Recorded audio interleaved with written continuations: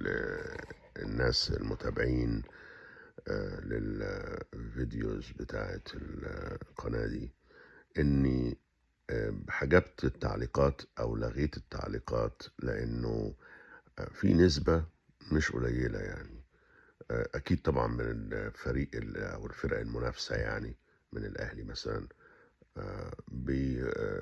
بيعلّقوا على أي فيديو أعمله آمم ب بشتايم وبحاجات يُحاسب عليها القانون. فبدل ما أنا آآ يعني أرُد، وطبعًا أنا عمري ما هارُد على أي واحد يخرج عن النص، يعني يخرج عن الأدب أو حدود الأدب، ما عمري ما هارُد، فباحذفه.